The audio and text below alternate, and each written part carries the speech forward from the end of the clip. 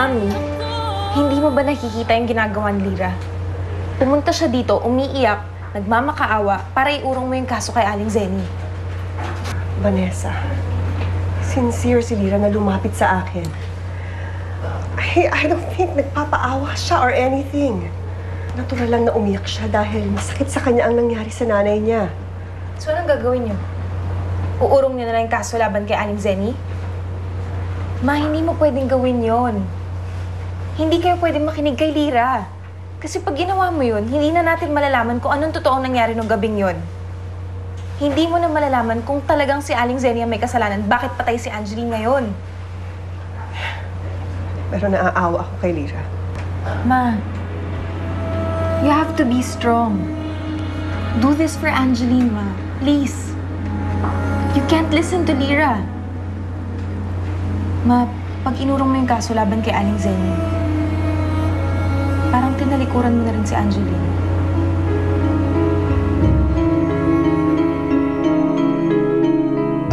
Lyra? Ma'am Roxanne? Sa tingin ko, mas mabuti kung umuwi ka na. I'm sorry, pero hindi kita matutulungan sa gusto mo. Ho? Pero paano ho si Inay? Ma'am Roxanne, wala ho siyang kasalanan.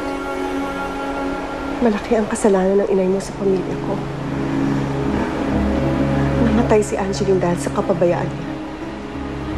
Pinatay ng nanay mo ang anak ko. Hindi ho ako naniniwala, Ma'am Roxanne. Mabuti hong tao ang nanay ko. Ma'am Roxanne, parang nang-awa. Lyra, hindi ka ba nakakaintindi? Wala ka nang pag-asa dito. Pwede ba? Umalis ka na.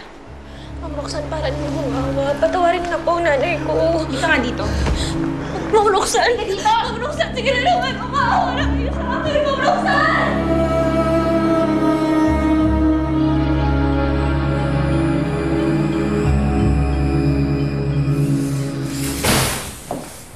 Prince, are you okay? Ano ba nangyayari?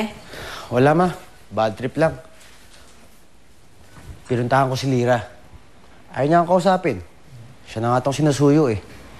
Siya pa inalapitan, arte-arte. Anak, hindi po ba alam? Ang alin? Huwag mo munang guluhin, anak, si Lyra. Malaking problema niya.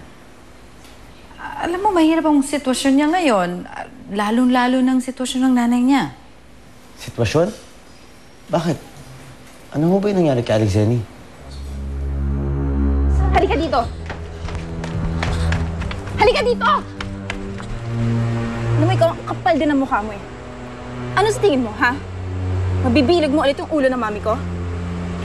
Vanessa, intindihin mo naman ako. Si Inay na lang ang kasama ko sa buhay. Ayoko makulong siya. Sa tingin mo ba may pakialam ako kung makulong yung nanay mo? Sa tingin mo ba may pakialam ako sa feelings mo? Pwede ba, Lyra? Sawang-sawa na kami sa mukha mo. Huwag ka nang gumawa ng eksena dito kasi wala nang makikinig sa'yo. Pwede ba? Umalis ka na. Vanessa, Huwag mo akong hawakan. alam kong hindi mo ako gusto. Pero alam kong mabuti kang tao. Tinulungan lang ni Inay si Angeline. At hindi ko alam kung bakit ganun ang iniisip ni Ma'am Roxanne. Vanessa, nakikiusap ako sa'yo. Vanessa, parang awa mo na. Usapin mo naman ang mami mo na iurong ang kaso. Kausapin? Gusto mo kausapin ko yung mami ko? Kinausap ko na yung mami ko. Ako nagsabi na magmatigas siya sa'yo. Ako nagsabi na huwag siyang makinig sa'yo. Ngayon, kung hindi mo kayang makahiwalay yung nanay mo, pumatay ka na rin ng tao para makulong ka na rin. Jillian, pumasok sa loob. Umalis ka na dito. Vanessa!